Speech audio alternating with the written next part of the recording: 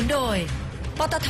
พลังที่ยั่งยืน TMA ก้าวสู่ปีที่ 50 เส้นทางสู่ความเป็นเลิศนี่คือรายการ Business Talk กับดิฉันชวรัตน์ ขุนเจริญนนท์และวันนี้เราจะพูดถึงความท้าทายและก็โอกาสสำหรับภาคธนาคารในช่วง AEC ในปี 2015 ที่จะเกิดขึ้นซึ่งเราก็จะบรรยายหรือว่าพูดในเป็นภาษาอังกฤษนะคะแต่ว่าเดี๋ยวตอนท้ายดิฉันก็จะสรุปใจความเป็นภาษาไทย and of course I will switch now to English as you can see here because my guests are of course big executives of the giant banks here in the Thai banking sector. Welcome all of you. First, I'd like to introduce Ms. Janice Ray Van Eckeren, the Deputy Chief Executive Officer of Krungsri Bank, followed by KK Agarwal, the Head of the International Banking of the Siam Commercial Bank, and then, of course, Kun Norongchai Wongthana Witmo, the CFO of CIMB Bank of Thailand. Well, it's been a long year for all of us. I would like to know from each of you, how have your banks been so far? Janice? I think it's been a really exciting year for us. First of all, we joined together with BTMU, Bank of Tokyo Mitsubishi, as our new shareholder in December of 2013. How has that been? So it's been a very, very busy year for us. We're very excited about the new opportunities. So while it's been a little bit slower domestically in terms of loan growth, it's played well for us in terms of being able to prepare for what's coming up. So we see a lot bigger growth opportunity as we partner together with BTMU. A lot of opportunity, particularly in the auto segment, which is very important to Thailand, as well as electronic segment. So we see a lot of opportunity longer term. Have you seen the differences in how you are operating now? Because it was a very big move from the Japanese side. Well, actually, we haven't yet merged with the Bangkok branch of BTMU. That's planned for January 5th. So we have been preparing all year to make a very smooth transition for our customers as we get ready to come together as one presence in Thailand. So we've been taking that 1 year as allowed by the Bank of Thailand to prepare to make sure we make it as seamless as possible for our customers. Did you see any challenges, though, that you had to? What were, could you elaborate a little bit about any challenges that you faced? Sure, absolutely. For us, one of the core values at Krungsri is embracing change, and so this has been a big opportunity for us. We're going into different processes, different approach. Our previous strategic shareholder, along with the Ratnarat Group, was GE Capital, who owned 25%. With Bank of Tokyo Mitsubishi coming in, they currently own 72%, so they're now the majority stakeholder. So we are working very closely with their head offices in Tokyo in terms of aligning strategy. We've come a long way in terms of corporate governance and really putting in place top-ranked corporate governance procedures, but this is an opportunity now with Tokyo to ensure that we're aligned and that we have best-in-class on a global basis going forward. And for you, KK, how has things been for your bank? Well, I would say we are quite pleased with the performance so far because when the year started, honestly, there were very serious concerns about how this year was going to pan out. The military had taken over and the consumer side had slowed down quite considerably. And especially on the retail side, there was lower growth across the board. And I would say, in fact, even for wholesale banking. And so given the fact that we've been able to show year-on-year growth, I think, the fact that our head is above water itself is good enough for a year like this. You can see, I was reading this morning's newspaper, and the latest expectation for GDP growth is about 1%. 1%? That's already down from, what, 1.5 to 2%? Yeah. So I guess you're right when you say your head is above water. That's good enough. The exports will be nearly flat, Yes. So given this backdrop, we are quite happy that with the performance we have had, and we all look forward to a better 2015. How about Kun Norongchai? Are you happy that your head is also above the water? I think we all struggle. As Kun KK mentioned, the consumer banking has been tough. It's been tough year. Consumer consumption is still being slowed down, softened quite a bit, and the consumer credit also has some sign of softness. As you can see, a lot of banks have some of the NPLs, especially on the consumer side. So for us, even though we still actually fare quite better from last year, but still I think it's been hard work, it's been struggle year for this year. Wholesale banking for us is a bit better. Thanks to the group, part of CMB group, we able to capitalize the network that we have from Singapore, Indonesia, and Malaysia. So we have quite a bit of cross-border deals, and we have seen some of the deals being done across from Thailand to Indonesia or Malaysia, and vice versa. So we are okay for that. And but then as what Kun K mentioned is, the economy side is still not there, not picking up that strong enough. So for us, from our research house, we don't see that it's going to see a very bright sign until maybe like middle of next year. So we're still embracing for some headwinds also for next year. How significant is the high household debt that everyone has been talking about? Has the situation gotten better? It's actually about the same. It's still creeping up a little bit. Right now it's about 83%. So it's slightly higher than we started the year. But we do see it stabilizing and think as it goes forward that we are going to see some positive improvement. But as we mentioned, I think we're all probably unanimous in agreeing we're looking at second half of 2015 before things really start to hopefully pick up again. If I may add to Kun Janice's point in terms of household debt, we keep on talking about high household debt in Thailand, but comparatively to other countries around Asia, especially like Malaysia or in Singapore, we actually have household debt actually lower than them. So now the key thing is the component of the household debt that the household has. If we are having into the as a residential, then I think we think it should be okay. But if we have the debt in form of spending, in form of unsecured lending, and that could be some warning sign. But for us, we see that the household debt coming from the mortgages, residential, I think this at least they have some kind of a better quality debt than the normal spending. Now, is there a lot of significance for stimulus from the government, the military government? Because there has been, of course, reports that these projects could also help the banking sector as well. I think it's as what Deputy Minister, Prime Minister mentioned, that the first order of them is basically try to push the money into the hands of individuals. So I think they come up with a very stimulus program to the smaller farmers, like the 10 right or lower. They want to put at least some money to them so that they can stimulate some kind of spending. In the meantime, waiting for the government projects to start, like all the infrastructures, all the communication, the road buildings, all that kind of stuff. So that would take time. So at least if they have this consumer spending at the lower level, at that level, I think at least they can have some kind of economic boost, if not much, but at least have some effect. Now, in whatever state we are in, we are still going to enter the year 2015 and the AEC, and I'm sure everyone has been working on expanding. Janice, can you tell us a little bit about your plans in expanding in the region? Sure. We've already started, as you pointed out. We've actually been in Laos for over 20 years now when we opened our first branch. Today we have 2 branches. They're doing very well. And we're just in the process now of opening up a joint venture with a local partner in the consumer finance area. So we're going to be providing financing to consumers in Laos for automobiles, for motorcycles, and for sales finance type assets going forward. We see a lot of opportunity as well on the corporate side to partner. With BTMU coming in, we have many Japanese manufacturers and local manufacturers in Laos where we have the opportunity to grow the business. So we see Laos as a bright focus for us.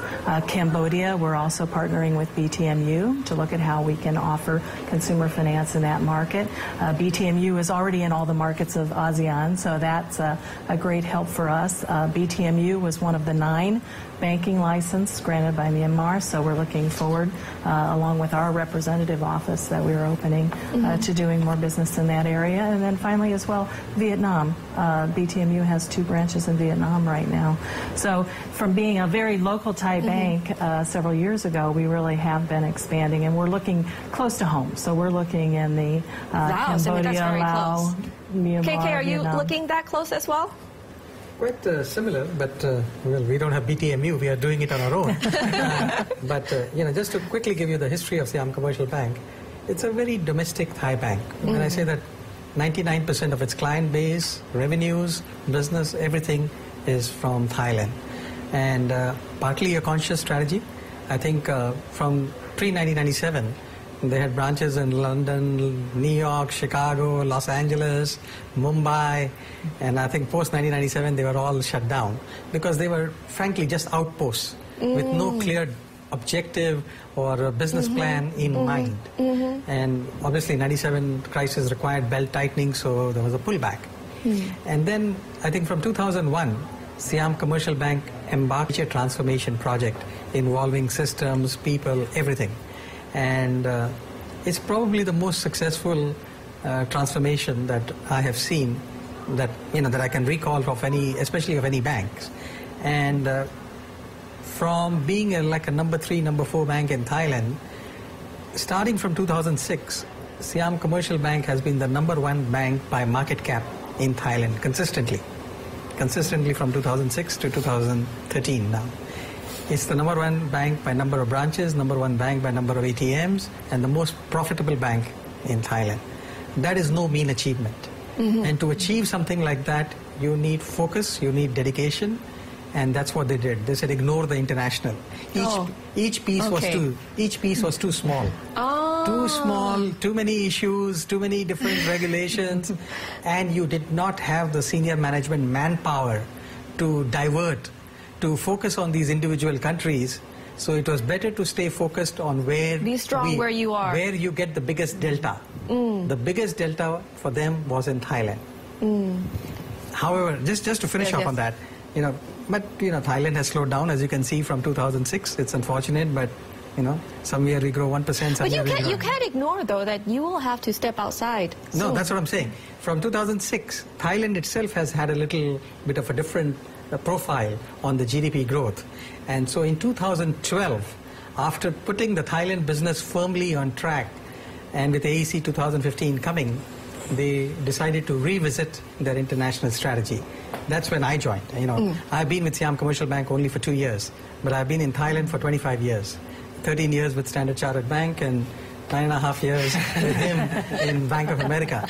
So they hired people like me to basically build, and now we have defined our international strategy to be primarily CLMV, Cambodia, Laos, Myanmar, Vietnam. And if you just bear with me just to explain, because it's not like the old days. The only international bank in Thailand is Bangkok Bank.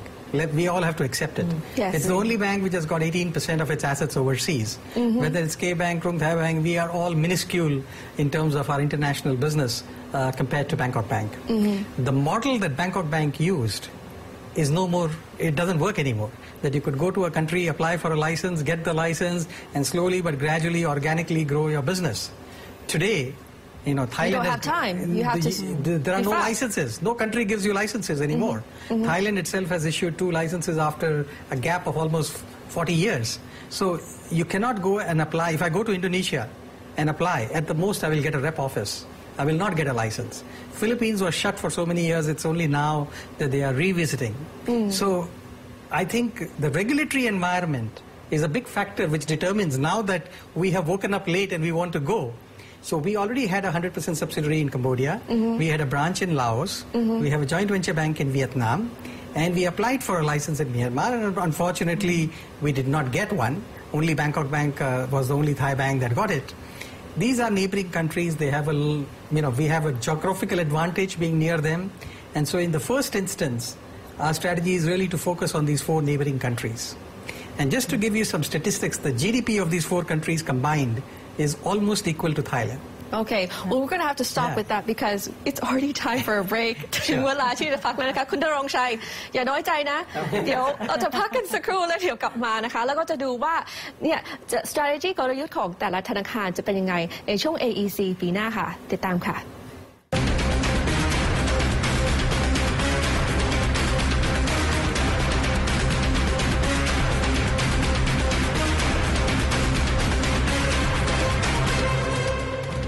กลับมาอีกแล้วนะคะกับ Business Talk Part 2นะคะกับดิฉันชวรัตน์และก็เราก็ได้ยินจากผู้บริหารของเราจากธนาคารในประเทศไทยว่าตอนนี้ AEC กำลังมาแล้วแต่ละธนาคารก็จะมีกลยุทธ์แตกต่างกันไป so it's time now to go back of what we heard because of course KK was very much details of your history of your bank and why you are so careful into going into the ASEAN region but I have to ask you to summarize again is it similar then as to what Janice is doing? I think BTMU is a big player in many countries. I think, okay, when we look at it in relation to BEI, maybe the neighboring countries are more relevant. But otherwise, BTMU is probably the oldest Japanese bank which has been international. And so it has deep roots in many, many countries. So I don't think we can compare ourselves with that. But I think the CLMV strategy is similar. The CLMV strategy is similar. So it might take you a bit longer, but... Actually, I don't think so, because if you look what each of us are doing in the neighboring countries, there's tremendous potential. If you look 10 years ago, you didn't see Thai companies going abroad, either through ASEAN or out into Europe, out into the Americas. Today, many of our customers are expanding. Thai corporations have gotten much, much stronger. And so there's a role for all of us going forward with AEC 2015 in terms of really supporting our customers, looking at how we can introduce them to the markets abroad, what market intelligence we can provide, the cross-border financing that we can provide, services not only through lending, but through trade finance, through foreign exchange. And so there's many opportunities both in the wholesale market and in the consumer marketplace in ASEAN going forward. It's quite exciting, I think. And it is exciting. Kun Narongchai, I have finally time for you now. Okay. I think just to recap, just to answer the question that you asked in terms of a different time frame, is not probably different strategy. So for CIMB, we are when KK mentioned about minuscule, we are minuscule compared to these two banks. But a good thing that we are part of the big group. CIMB group is actually number five in terms of size of market cap in Asia after the four Singapore banks. The strategy for ASEAN is the group has always been, we will be a regional bank. We will be an ASEAN bank. We will never be a global bank. We can't compete with banks like Citibank, Standard Chartered, HSBC, and those kind of banks. But we know that we are ASEAN, so our home is ASEAN. Our home is not Malaysia. Our home is not Singapore. So we are building the bank strength in the sense of there could be some of the functions that if a country has been doing well, we can host the group office in that country. There were some talks there was some, as for example, like the credit risk function is actually sitting in Singapore. It's not in Malaysia, even though it's a headquarters there. So for the 4-5 countries around Thailand is Laos. We are the youngest bank in Laos. We opened up branches in August this year. So we only 4 months old. But the strategy could be different because we go after the local markets. Of course, part of the business is we are following the Thai corporates doing businesses there. But we also go after the local business there, whereby we have some local Lao corporates who are actually having some financial needs, and we go after them. Then we do all the lending through our branches office, and momentum has been quite well. We have seen about 5-6 clients in the span of 2 months, and with that, and with the upcoming change, which it's not finalized whether we're going to do merging with other bank or not. They also have another presence there. So if there is, then we have become a bigger footprint. I was going to ask you what country other than Thailand, of course, are you the most attracted to? And I keep hearing Laos. Is that Is that the hot spot right now? Actually, Laos is, I would say, the most untapped market after Myanmar. I'll leave Myanmar for a time being. Laos has the lot of potential there. There are a lot of natural resources. There are a lot of business opportunities there, and there are many banks there. I think it's the most banked country in Asia, whereby they got 33 banks is in there. But at least there are still people there in terms of banking, like per population is still not there. So that's why we mentioned about Laos. But for us here, we also look after other markets. We have been in Cambodia for 5 years now. We have about 11 branches there. We opened the first bank, the first branch we opened is actually in 2010, and 2015 we have 11 branches. We span across Cambodia, but Cambodia has been a spot that we have seen before. So now, because of the ASEAN strategy that we have, I think the objective, we will have to be in every country in ASEAN, 11 countries. Now we are 9 already. So we still have Philippines and Myanmar. And of course, same with Siam Commercial Bank. Unfortunately we didn't get license, and Maybank got it. But we are trying to get into Myanmar also, which is another, bigger untapped market. And the population, in terms of population, the country size is actually almost comparable to Thailand, which is something that we also looking forward to. So still a lot to go. Just to, yes. I think Laos is the smallest country amongst the 4 by GDP. Yeah. Smallest country. So that's why, I'm a bit surprised because smallest it's country quite by small. population. Yes. So I think for us, frankly, it's Myanmar and Vietnam, which are the 2 bigger GDPs in the CLMV. It's different. For us, we didn't get Myanmar license, but Myanmar presents, for any Thai company or Thai related, Myanmar presents the best opportunity, because the interest of Thai companies to invest in Myanmar is the maximum. So that's very different. I have to totally agree with that. Where Laos is 6 million people, there's a very nice, profitable opportunity to provide and bring new services to both the corporate customers and consumers in Laos. But it is a very small market.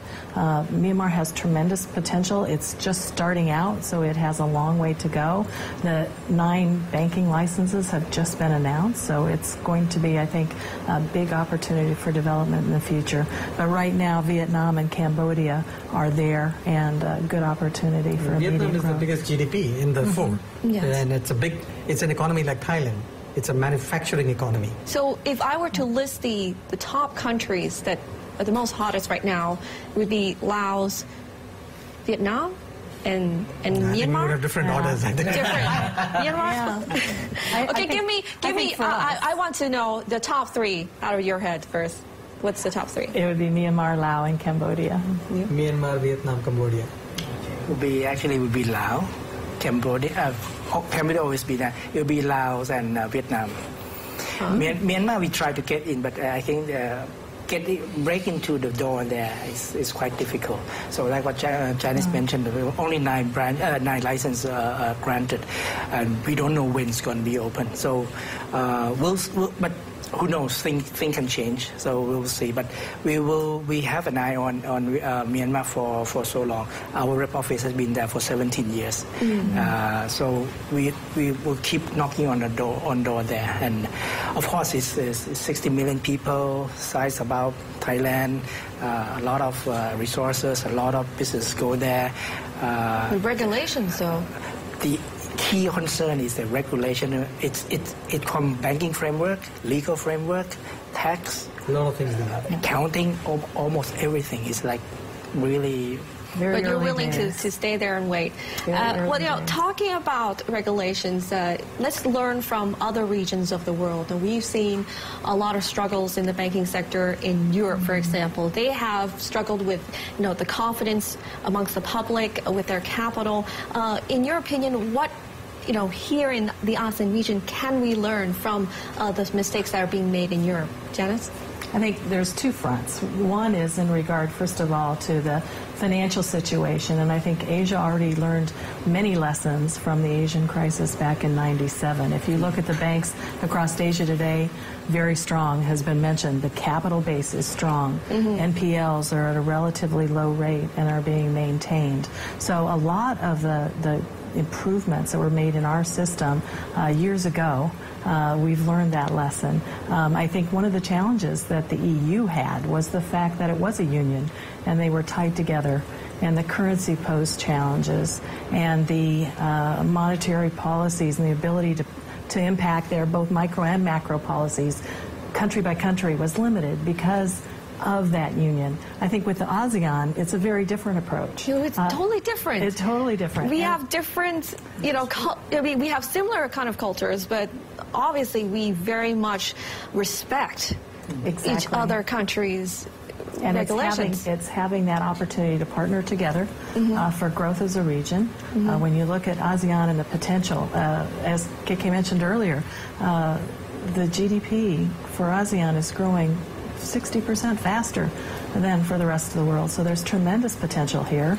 And I think the watchword for us is slow and cautious. We want to do it in partnership with the other ASEAN countries, but we don't want to put in a restrictive regime that may limit our ability on a sovereign basis for any particular country to manage the process as we go forward. So I think it's going to be very thoughtful.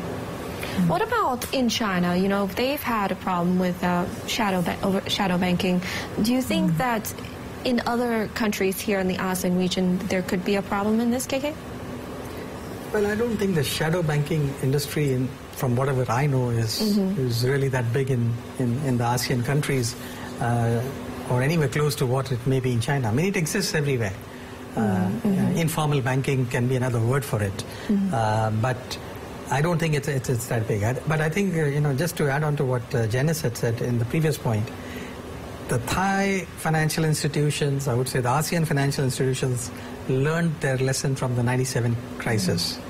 So today, when I go to Indonesia, when I look at the Singaporean banks, when I look at the Malaysian banks, they are much, much stronger when they were when the '97 crisis happened. So they have learned their lessons, fortunately, from the '97 crisis. So really, there are not that many new lessons to learn from the European crisis. I think if at all, it's a reinforcement of the lesson that don't ignore fundamentals. I think banks always get into trouble when they ignore fundamentals. This is a sovereign risk, it can never go belly up, we can never lose money. So the moment you move away from fundamentals into too big to fail kind of concept, that's when banks end up getting into trouble. Kun Narongchai, do you think that Thai banks still, though, have to keep themselves in check with stress tests? Is there a need to look back and see if there's a potential need for capital increases or not? I think part of the stress test is basically just to test in terms of whether you can withstand economic turbulence. And just to add to what KK mentioned is now as banks in region, not in Thailand, we have been, I have to say that we have been more disciplined than many banks in that part of the world. And one good thing is regulators also do talk a lot. I mean, the Thais, the Malaysian, the Singaporean, and the Indonesian, they also talk among themselves in terms of governing the framework across Asia, ASEAN. And then with the AEC coming, there's no way they can keep their own regulation intact for them. So they have to share the practice among the 4 or 5 countries among them. So now we know that at least if what we do here in Thailand should be similar to what Malaysian or Singaporean bank does in their country. So now we know that at least we going to the right direction or not. And then we actually tell for us in CIMB, we also have some opportunity that we learn from the Bank of BNM. Bank of Negara Malaysia is actually governing their banks coming to us, and MAS governing their bank coming to us. So that's how that's what we know in terms of getting the regulations. But as mentioned earlier, at least The issue with the EU, Europe is basically because they are so closely tied together. Their currency is actually tied, so they lose the flexibility in a sense of maybe some of the government. One of the government is actually losing up a bit. It's actually impact the more disciplined government in the zone. So that could cause trouble also. Okay, Kun Narongchai, we have to go into a break now, but just to summarize, Kun Narongchai, you can also help me with the Thai. ซึ่งเราในพาร์ทนี้นะคะเราก็ได้คุยถึงเรื่องของ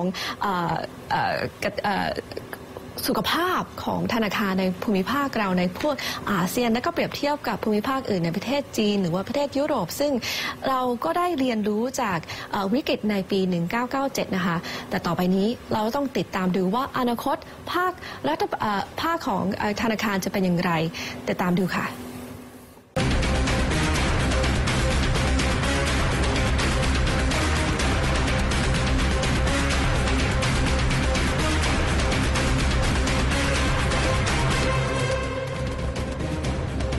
สนับสนุนโดยปตท.พลังที่ยั่งยืน TMA ก้าวสู่ปีที่ 50 เส้นทางสู่ความเป็นเลิศกลับมาอีกครั้งนะคะสำหรับเบรกสุดท้ายของ Business Talk และเราก็ยังจับตาดูนะคะว่าอนาคตของภาคธนาคารในประเทศไทยจะเป็นอย่างไร Well, you know, we're on our last break.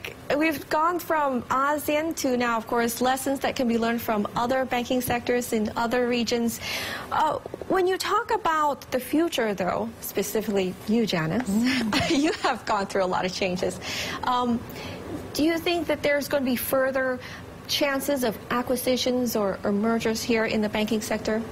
I think it actually is quite interesting. You know, as we're speaking, the government's talking about potential changes in the Foreign Business Act, the FBA, yes. and what that could mean for all of us going forward. And one of the industries they've highlighted, in fact, is commercial banking. And I think as we talked about in the last segment, Thai banks have strengthened significantly over the last 20 years coming out of the crisis and are very well positioned now, I believe, to compete in the regional markets and indeed go further afield. So I'm quite excited about the opportunity of opening up from an FBA perspective because I think that gives Thailand a chance to shine.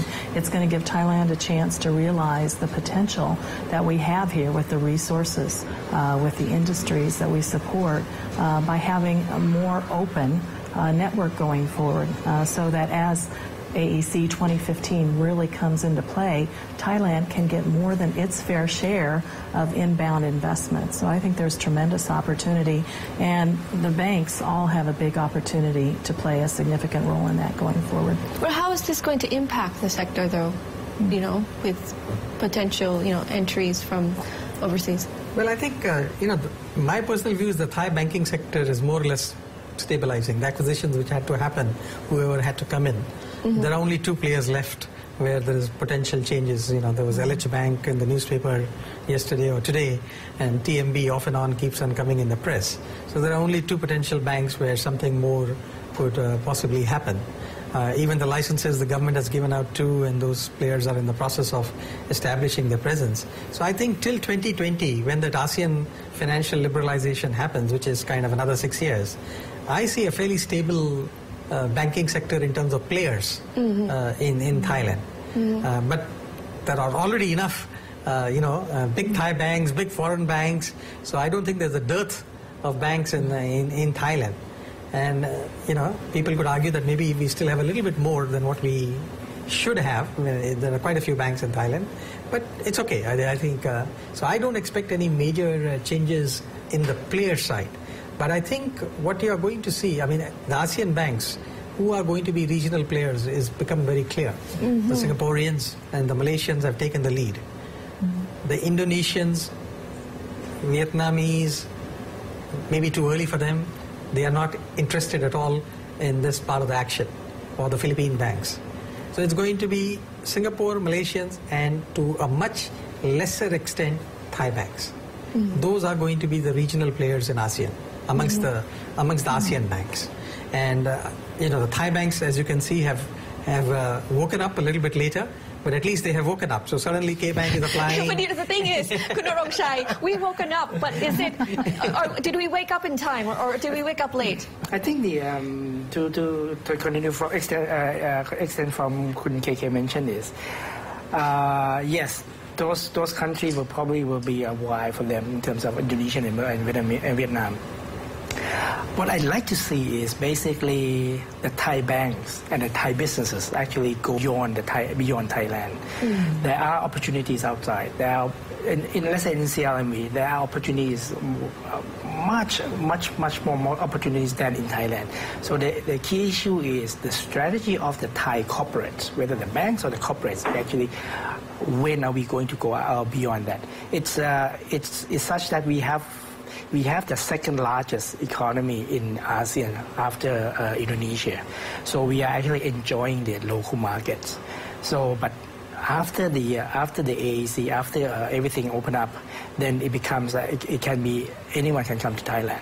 So are we going to stay as we are, or are we going to stay go abroad?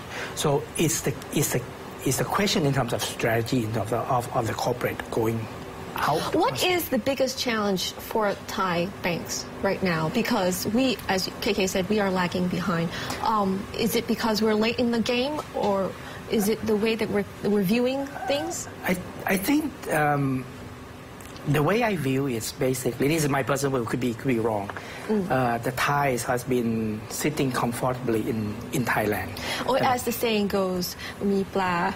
We have some like that. fish. Some like that. We are very sabai.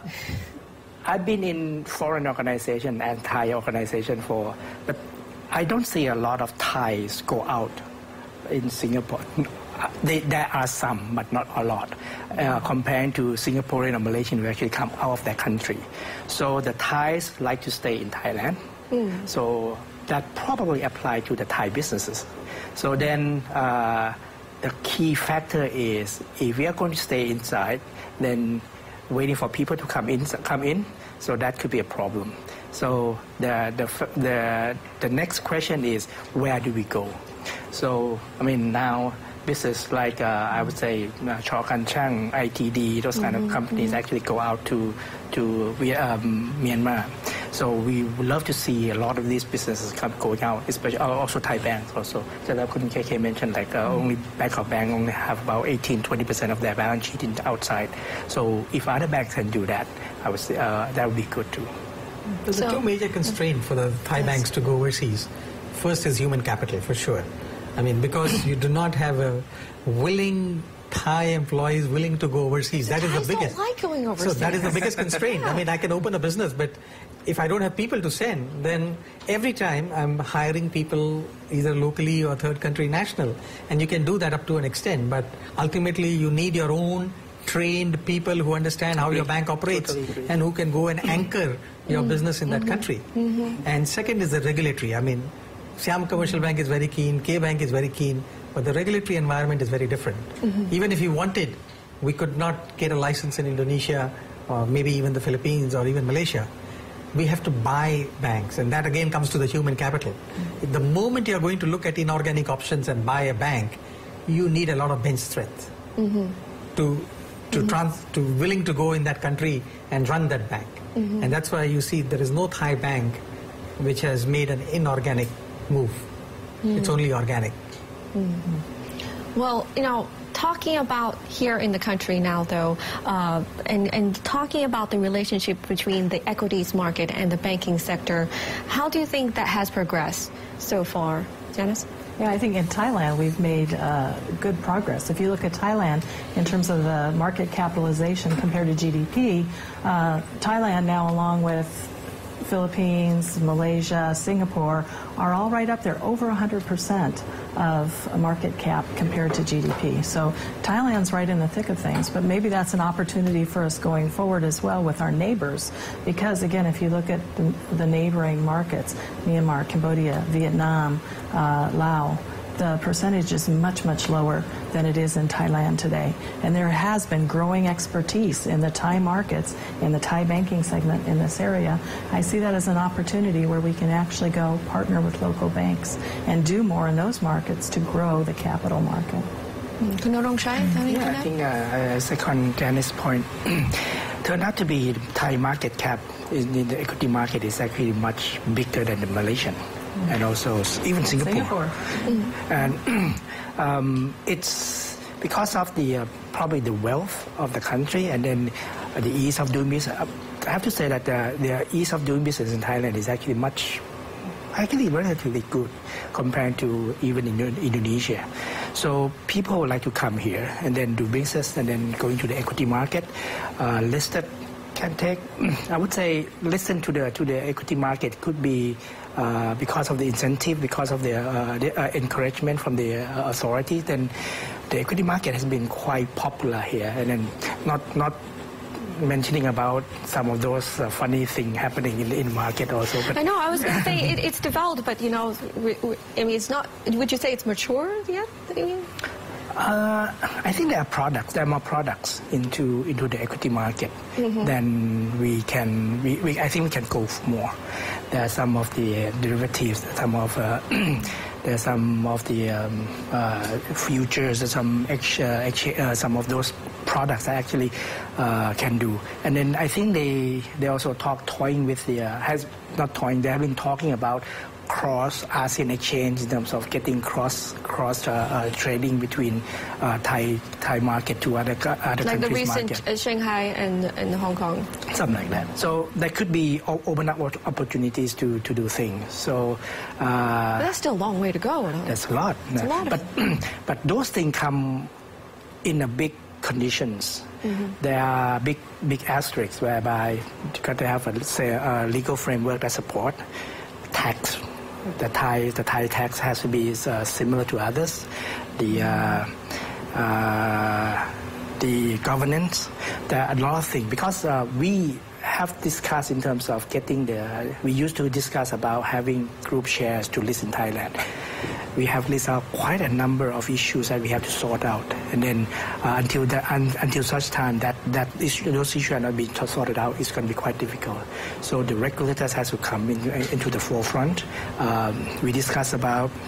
I think the Thai Banker Association also discussed the 5-year plan about become a regional hub to the Mekong region. We talk about there are a lot of things that still different in terms of regulations, in terms of governing, in terms of even like accounting standards still is different. So this do require officials change in terms of getting that. JK, do you agree? I think I agree, but the principal providers of finance are the banks and will remain the banks. But the equity markets have developed very well, especially Singapore, Malaysia, Thailand, Indonesia, and I would to some extent put Vietnam in that category. So ASEAN has a very split picture, as he pointed out. Cambodia, Laos, Myanmar, etc. have a long way to go. But I think I have all sort of compliments for the management and the executives of Stock Exchange of Thailand, the current president, the previous president, and I think they have done a lot. They have done a lot. It's not so easily visible, but when you see all the things they have done and how Thailand has become the biggest market by market cap, that doesn't happen just by accident. Even this morning there was an ad about GMS, and so the Thai Stock Exchange is working on sort of educating countries in the GMS about capital markets. And these are all reflection of the thinking and the initiatives that the executives of these stock exchanges in Thailand are taking, and I'm very impressed with that. And I think Thailand has definitely a potential to be a regional hub for CLMV, and I hope they continue to do what is needed to make it that hub. Well, talking about the future, we're running out of a little time here, but I want to give you an opportunity to give us your visions for 2015 and beyond. So really quickly, Janice, you've got a lot to do already on your plate. What do you see for 2015? Absolutely. A lot of opportunities for us as we go forward. I think there is a lot of opportunities to grow from cross-border support. That's clearly going to be one of our major focuses. We see a lot of opportunity in the capital markets for growth in that area. We're going to be looking at that. And cross-cooperation, because I think as you look at Thailand going out, and foreign investment coming in. I think it may not be 15, it may not be 2020, but ASEAN is the future and is going to be very bright on the global stage going forward. KK? I think AEC will surprise everybody, but it is going to be very different from EC. It's not going to be that people can just cross across and go across and work in other countries. So it will be a very different flavor, but I think the way AEC is going, it's going to be a more sustainable way of keeping it going. And you will not see changes in 6-month period or 12 months period, but when you will take slabs of 10 years, you will see the achievements that AEC will achieve. So I'm personally very optimistic. ASEAN countries have their own way, and sometimes it appears that they're slipping, they are going slow, but when you look at them over 5-year, 10-year periods, longer periods, you will see the progress and the achievements they will make. And I think AEC will surprise everyone. And lastly, Kun Narongchai. I think for the banking sector, next year and beyond is basically the role of the bank will change. Because now consumer can actually access to a lot of information, a lot of business, a lot of financial services. So banks have, in some shape and form, have to change in the sense of become intermediaries. There are providers, there are buyers. Bank used to house the provider, and the consumer actually buying from the banks. There are a lot of people who actually want to provide the services or the banking service, and consumer actually want to get it from them. So bank has to become change. So my view is consumer behavior, lifestyle will actually drive the way bank business in 2020 or beyond. So we will need to looking at alternative banking. We have to look at in terms of how do we provide lifestyle to them. Of course, in form of some of the financial services fee and those kind of things. So that will change. That will change a lot of banking landscape. And besides, the newer generation is actually they don't like to go to the bank. They want to sit using the mobile phone. Time for change has come, and that is the end of our talk. Thank you so much for being with us here on our program. และก็ต้องติดตามดูนะคะว่าต่อไปอนาคตของภาครัฐบาลขอโทษนะคะภาคธนาคารในประเทศไทยจะเป็นอย่างไรแน่นอนนะคะเราได้เรียนจากบทเรียนในอดีตแต่ต่อไป AEC กำลังจะมาและทุกคนก็พร้อมที่จะก้าวหน้าต่อไปและนี่คือ Business Talk ค่ะ